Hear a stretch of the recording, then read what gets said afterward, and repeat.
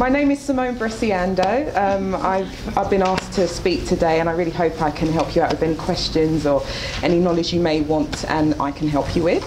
We are here obviously to do the marketing and PR on a budget with maximum impact. However, because we know it's a really varied bunch of people, we're not too sure if you're all going to find this setting or that sort of title helpful to you. So we're really going to do this in a Q&A fashion.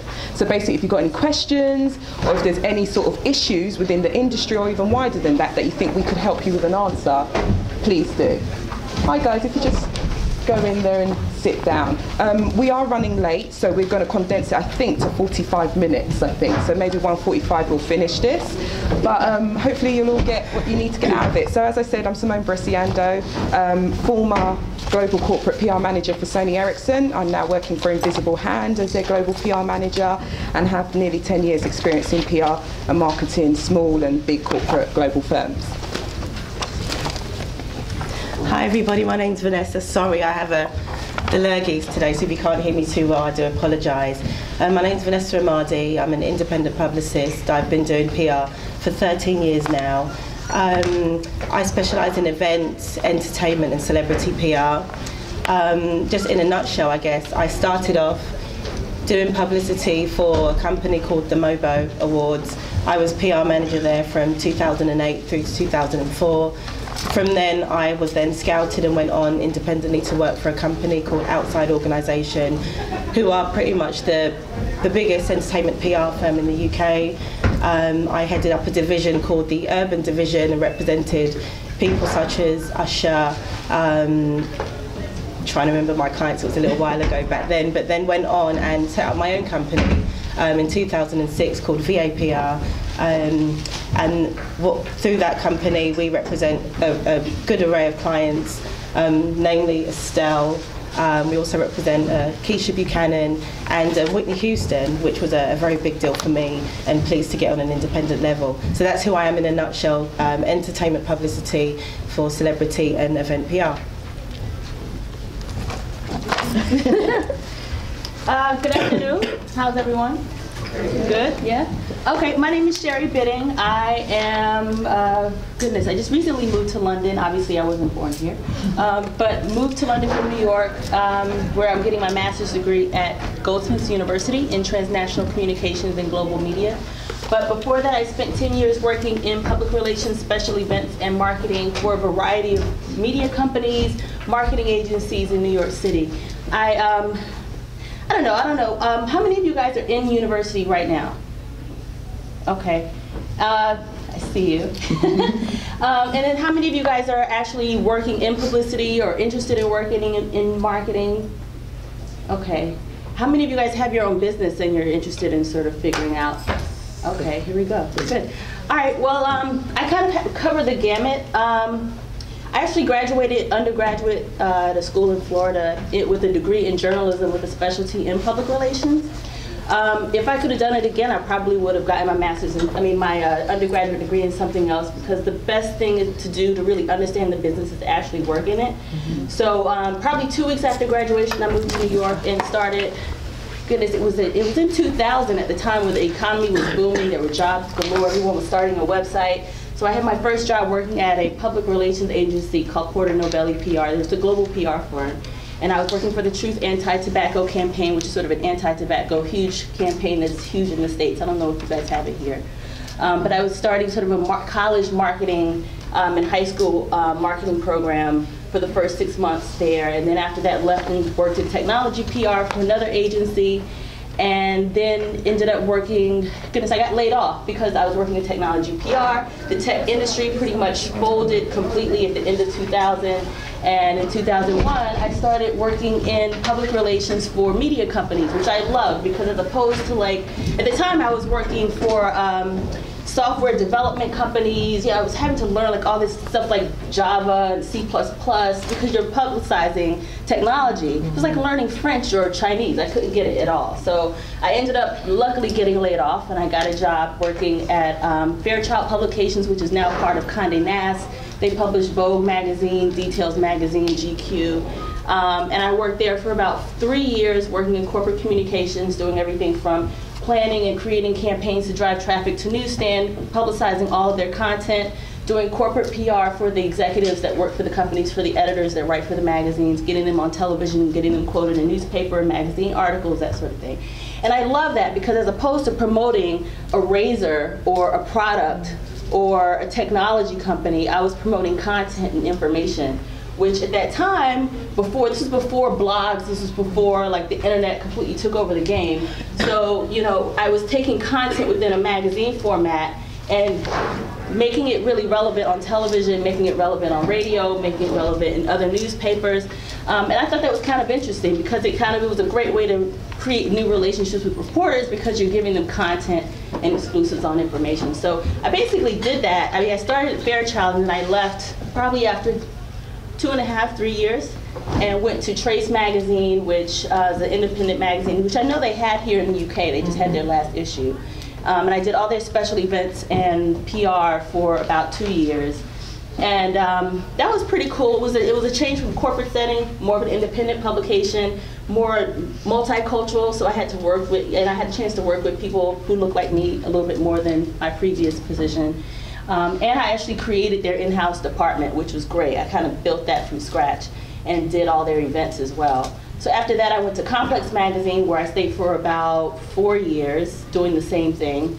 Mostly events for all of their advertisers. We did things from Harley Davidson, for goodness, Moet Hennessy, Heineken, all advertisers for the magazine, but it was sort of an added value thing, in addition to doing PR for them too. And then after 4 years there, I left and started my own company. And for the past 2.5 years, have been running SJB Communications, which is a consultancy, which is basically me consulting a variety of different magazines on how to get people to talk about what's in your issue, doing a lot of blogger relations and getting people online to talk about what's happening, driving traffic to your websites. I also did a lot of multicultural PR and media relations for Manning Salvage and Lee, which is a PR agent, big global PR agency based in New York as well. And basically, whenever they had a client that wanted to do stuff in the Black community, they would come to me to basically do outreach to all the Black newspapers, websites, blogs, TV stations, that sort of thing. So I'm here now because I was tired of doing it. It was great, I loved it, but I wanted to sort of see what's going on more so on a global scale, which I think is what's happening here in London, so hence why I'm here today, but I'm definitely willing to answer any questions that you guys might have.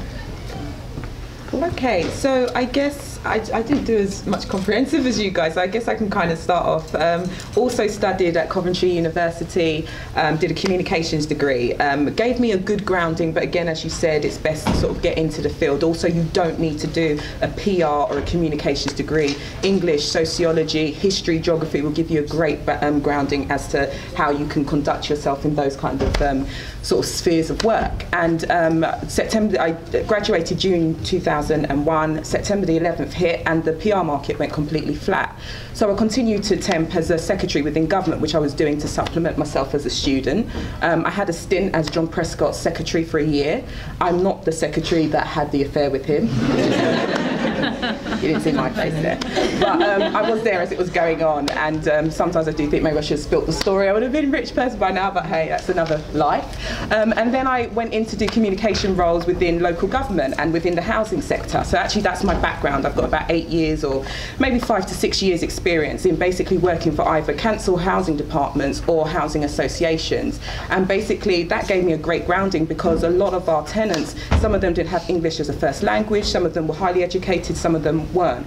And the great thing, well, a good PR is a good communicator, and if you're able to communicate it to various audiences, then that's the first step, and that's basically the only step you really need to understand to be a great PR, and working in government gave me that.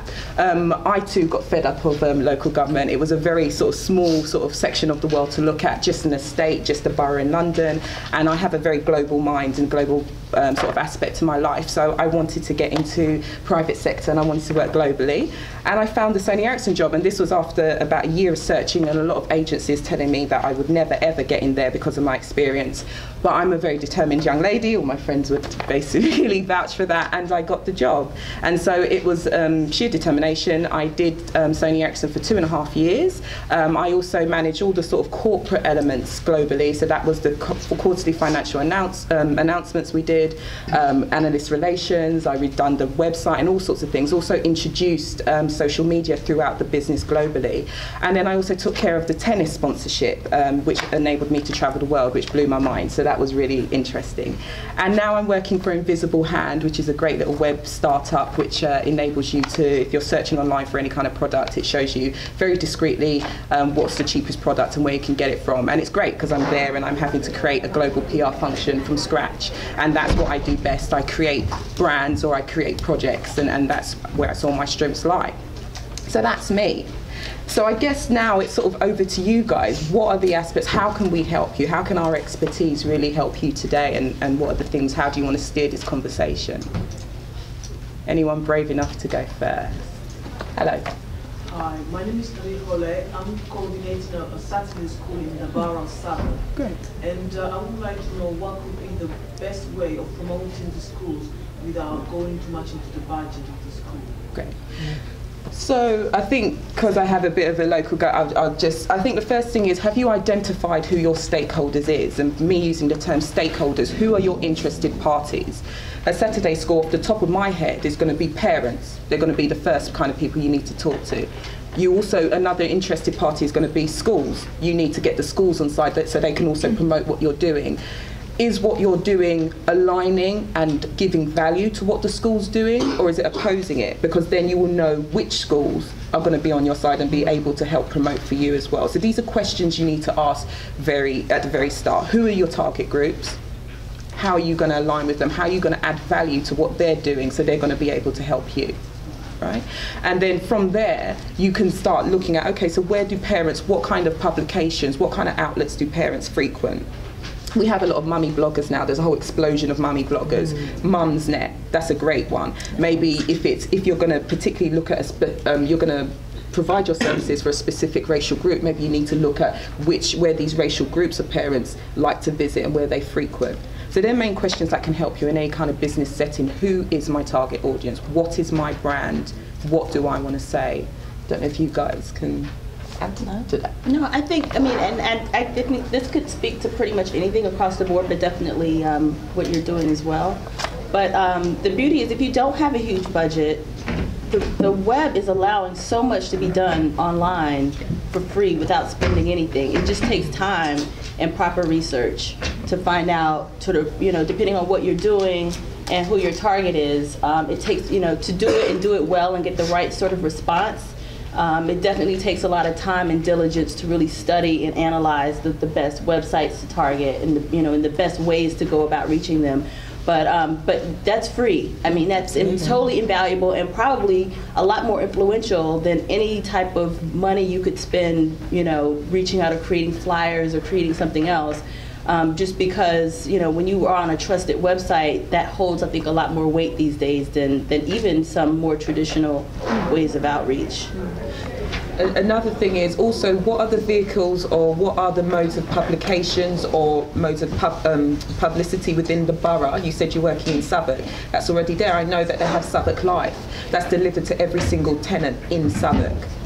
That's a great vehicle for you to use. Southwark Life, and that's produced by the council. I'm not too sure if they're still producing it, but they were when I was there. But then you've also got Southwark News, which is an independent publication which goes out twice a week, I think. So get to know them. Who are the people who write the stories? Who's the people who'd be sympathetic to what you're doing? Yeah. Also, as you said, just lending yourself to social media. I think, especially when you're working for a huge global corporate, you've got a lot of men usually at the top who kind of say to you, right, I've heard about this Facebook thing, we need a Facebook page. And you're kind of like,